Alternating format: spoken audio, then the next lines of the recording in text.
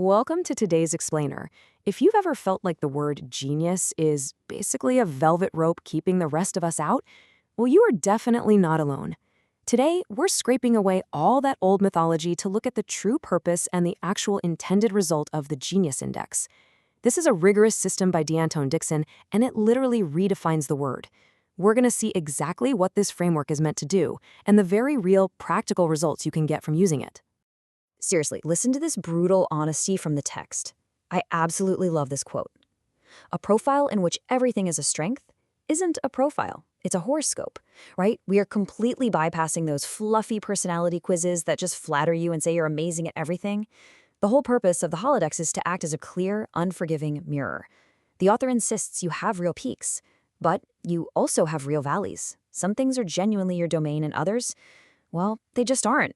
And admitting what you aren't great at, that's the mandatory first step to finding what you actually excel at. Think about that destructive old myth for a second. The idea that genius is this rare lightning strike reserved for a chosen few. You know, the eccentric physicist with wild hair or a Renaissance painter. But the new, empowering reality established by the index is totally different. Genius is a specific, locatable capacity that is running in you right now. The real tragedy, as the book points out, isn't that people lack a gift. No, it's that their gift comes so easily to them, they don't even count it as special. It just goes completely unnamed. So to fix that, we have the manual itself. It's not some feel-good motivational reframing. This is a rigorous, actionable, operational manual for high performers and everyday people alike. The intended result of diving into this isn't just to, feel inspired for a day. It's to walk away with a highly accurate mapped profile of your actual innate abilities. To decode this whole framework, we'll follow a super clear roadmap. We're going to hit the myth of rare genius, define the 9 domains, measure with the honest mirror, manage by finding your braid, and finally, improve by bringing your genius into the world. Okay, kicking things off with Section 1, the myth of rare genius, and breaking that whole lightning strike illusion. This really reveals the architectural spine of the entire book. It operates on this unforgiving logic called DMMI. Basically, you can't improve what you don't manage, you can't manage what you don't measure, and you definitely cannot measure what you haven't defined. Think about it. Most human potential is just quietly wasted because we skip that very first step.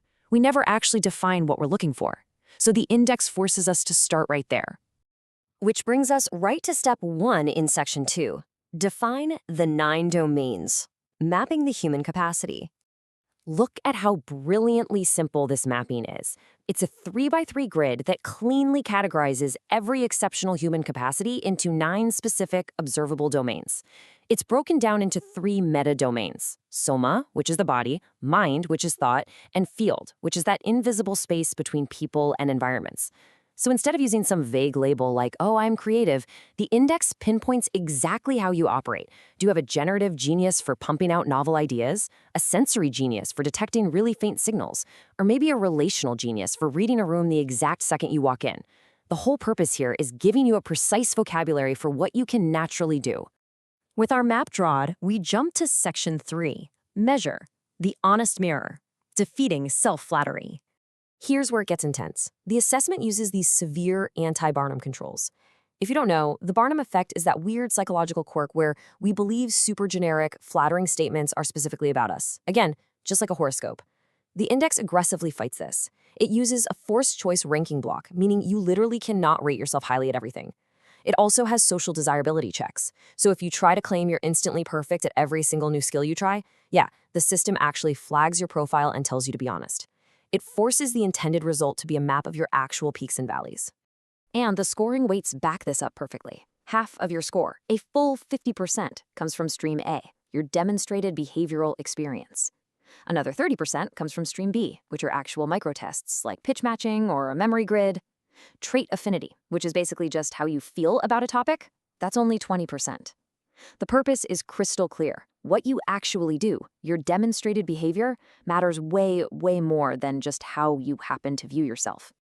And that leads us to this absolutely crucial concept, unclaimed genius.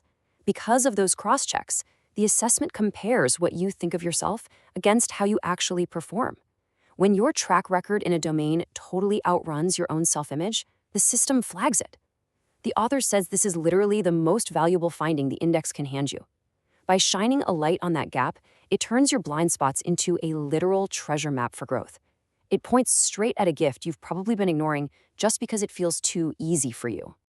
Once we've defined and measured everything, we arrive at Section 4, Manage, Finding Your Braids and the Power of Combination. Here's the secret sauce. Rarity comes from combination. When you braid two domains together, it creates a highly specific, incredibly rare signature.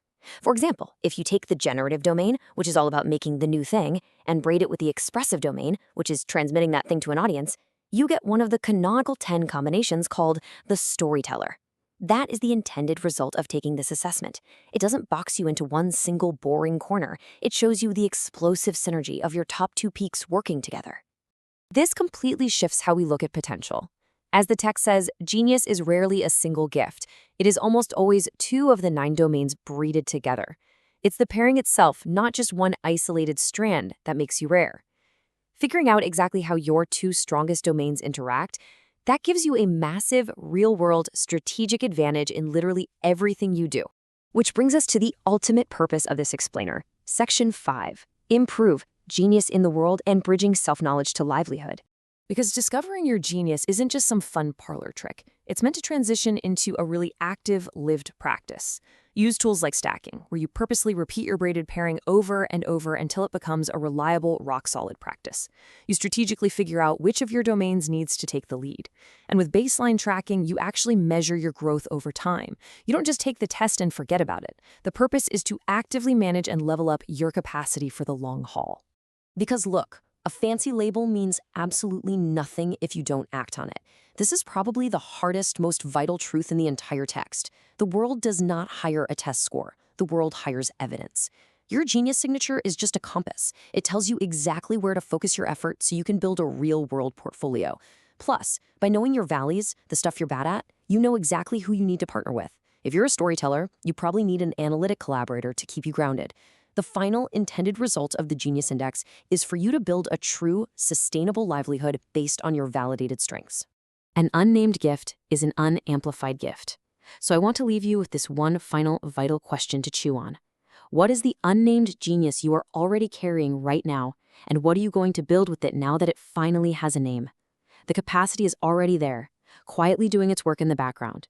It is time to define it, measure it, manage it, and improve it. Thanks so much for joining me for this explainer, and I really hope this helps you unearth the genius you already have.